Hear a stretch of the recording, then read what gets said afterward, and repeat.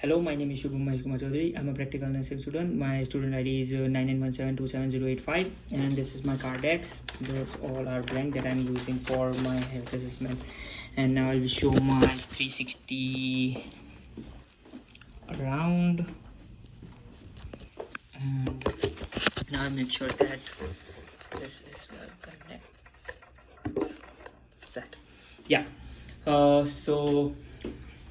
I will start by performing knock knock, hand hygiene, privacy. I'll check that brakes are on, rails are up, and surrounding is environmental check, and it's within a normal age. Now I'm going to say to my patient, hello Mr. Smith, my name is Shubham Chaudhary. I'm a practical nursing student from the Sheridan College. Today I'm here to do your head to toe assessment. Before we begin, may I know your name and date of birth? I have checked his name and date of birth. I have confirmed that.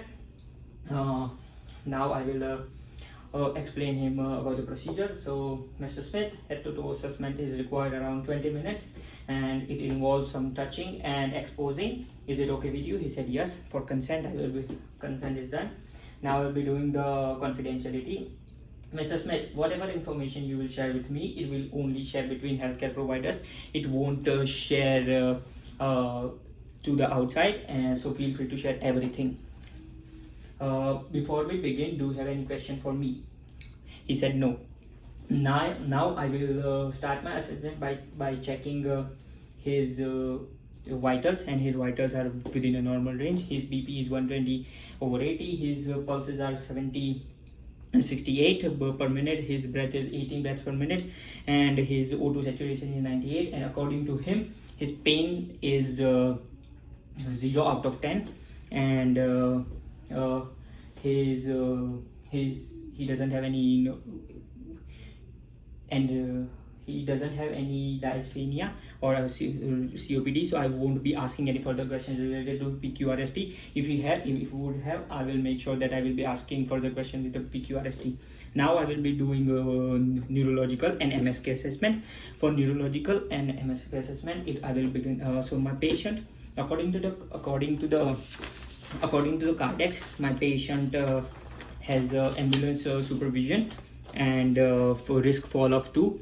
So I will make sure, for preventing the fall, I will make sure that the bed rails are always up when I leave, and the bed are always on the lowest position, and my patient is handy with the bell ring. Now my patient has fall risk.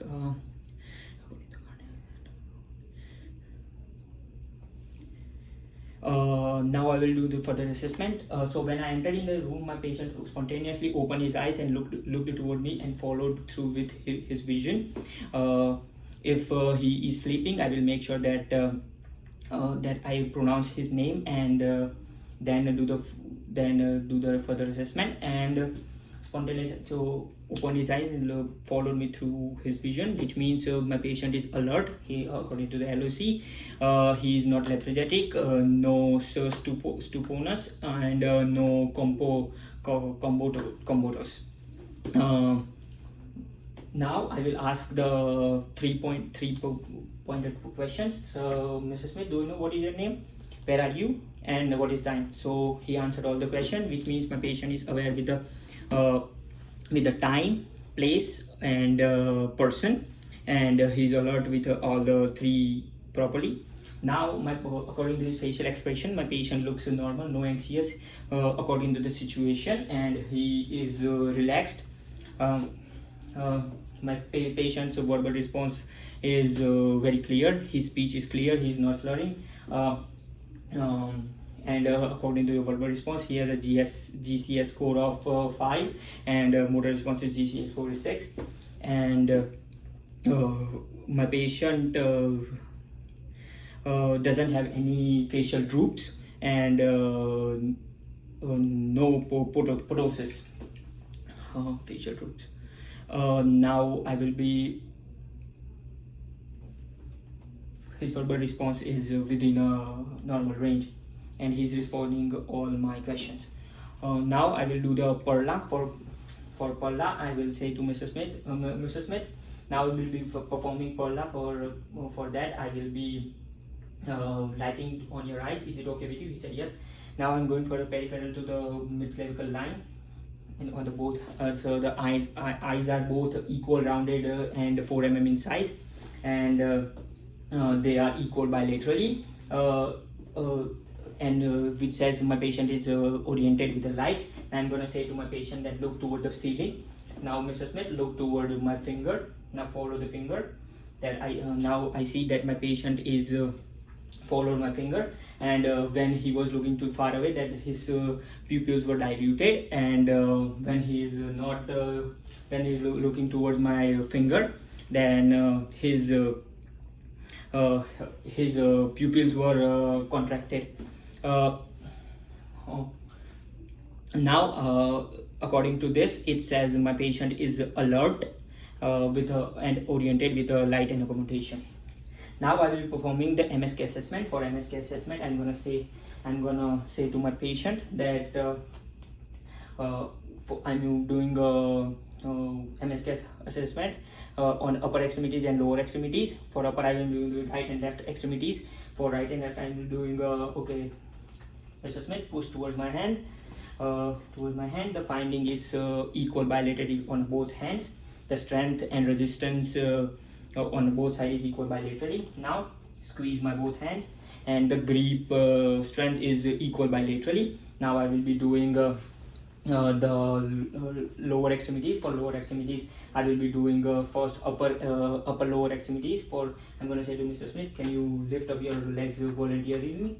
And he is able to lift voluntarily, which means the finding is equal bilaterally. And I'm going to say to my patient that I'm going to place my hand on the shoulders, and I'm going to say to push against my hand like a gas pedal, and he's pushing, and the finding is equal bilaterally. Now I am done with my MSK assessment. Now I will be doing further assessment for respiratory.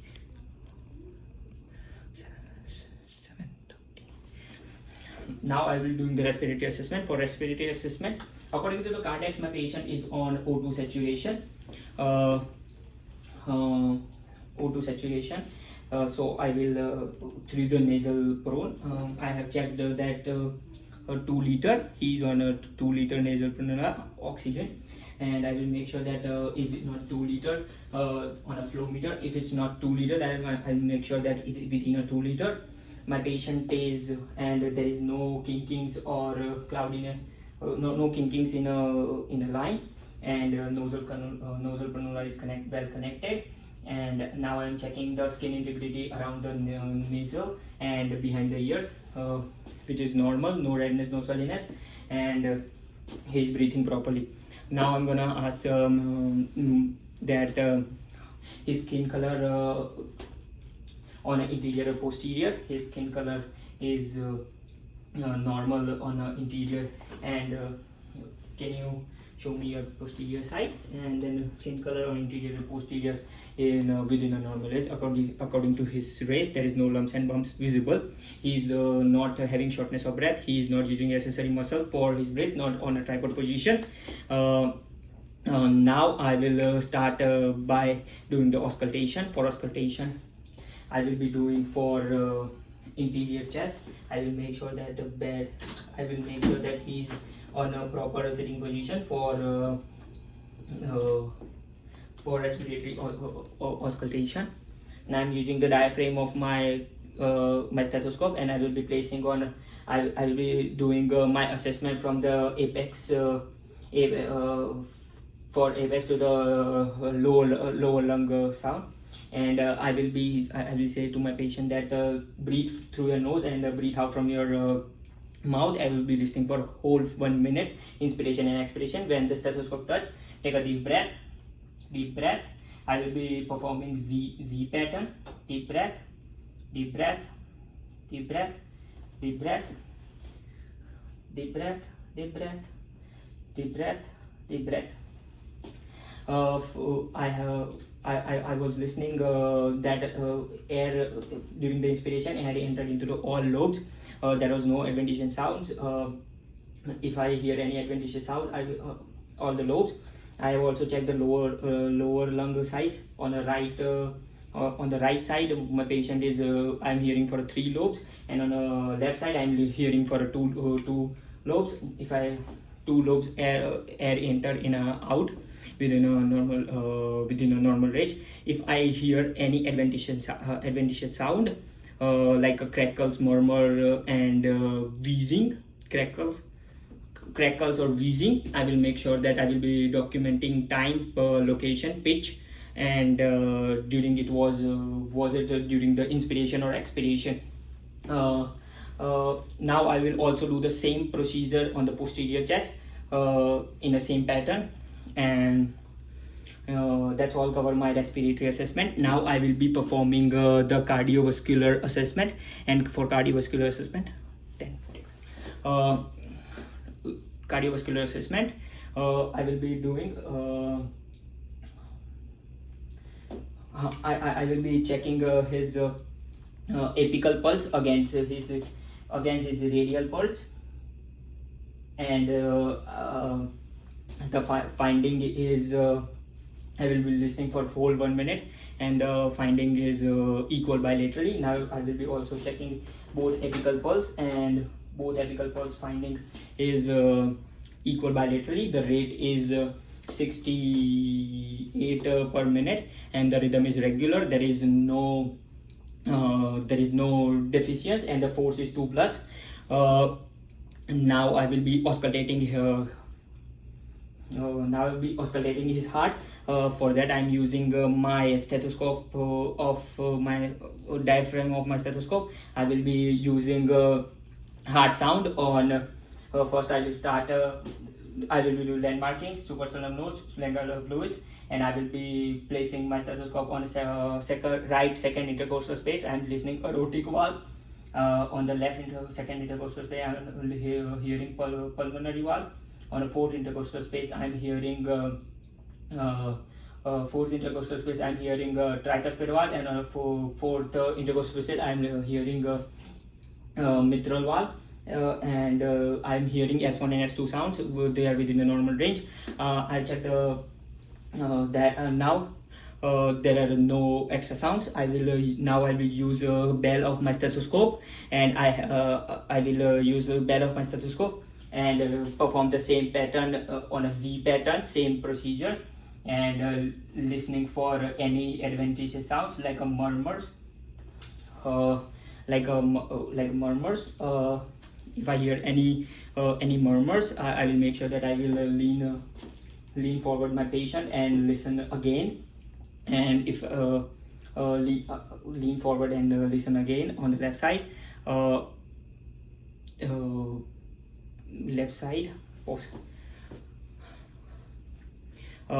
and if I hear any adventitious sounds, then I will make sure that I am documenting time, loudness, pitch, any pattern, quality, and location, and radiation as well, about S1 and S2. Now I will be checking the blood capillaries for my patient, and I will be pinching his nail, and the blood come back within 3 seconds, which means his cardiac output is within a normal range. Now I'm checking his asymmetry for legs. Legs are symmetrical. My patient's legs are symmetrical, and there is no asymmetry. If I see any asymmetry, I will make sure that I will be measuring the widest part of circumferences of the widest part, and I will be measuring through my tape on my both legs. Now I'm going to check his dorsal pedial and pedial pulse, and posterior tibial pulse, and the finding is equal bilaterally. And I'm checking for edema. I have checked for pedial edema, and pedial edema, there is no signs of edema. Now I will be doing his 1431. Now I will be doing the skin assessment. For skin assessment, I will according to the Cardex, my patient is on IV solution. He is on normal saline, that I will check that hanging bag is according to the Cardex. If it's not, then I will make sure that it's on a normal position, normal correction, and his flow rate is 50 cc per hour, and I will make sure that is correct. Then I will check the skin integrity around the IV, and which is normal. There is no redness, no swelliness, no swelling. I have checked that there is no kinkings in his osculating dressing intact. In his line, there is no kickings, there is no cloudiness in his bag, and he is getting IV within a normal range. I have checked his Braden scale. According to his Braden scale, he has a 21 of low risk of fall, low pressure injuries, and according to and his Braden score was within last 7 days. So I will be checking pressure injury points like a tailbone, coccyx, elbows, and hips, and his heels, and there is no pressure injuries. Now I'll be checking his skin color integrity. I will start by looking at his face skin integrity within a normal range. According to his race, he is in a normal range, normal, and his torso and all the extremities. I will be checking the temperature as well at the same time on all the extremities, which is the temperature is 37.5 and within a normal range. Skin is well moistured. I will be also checking for skin turgor, and I will be pinching on a forearm, and I see that skin is elastic, well moistured, and there is well moistured, and there is no other lumps, bumps, and extra mass on his chest, and not on other part of his body. Now I have checked his skin. Now I will be checking his abdomen and the 17. Now I'm checking his abdomen. For abdomen, I will make sure that the bed is on the flat. My patient is on a supine position. Now I will be include according to Cardex, my patient is on a catheter. My patient is on catheter, Foley catheter. So I will be checking skin integrity around the catheter, along and the skin looks and the catheter is well connected. There is no leaking, no disconnections, and I have integrity surrounding skin is normal. And now I have checked his tubing. There is no kinkings. His urine looks within its normal range. I have checked his that his hanging bag, his urinate bag is within a lower of the waist level because of the gravity level, and there is no blood or cloudiness on his urine. The urine bag recently changed, so I have checked his recent output, and is within last hour. It was 40 ml right now in the bag. Now I'm also asking a few questions regarding him about his regular movement. I have also checked his abdomen is flat. There is no rounded, and now I will ask him that when was your last bowel movement?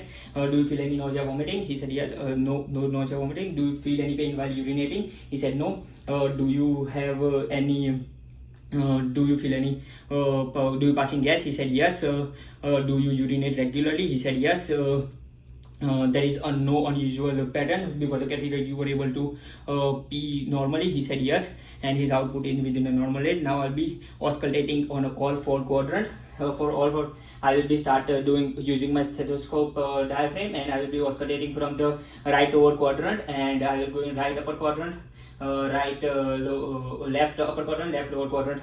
I am listening normal normal bowl sounds with 5 to 30 per minute.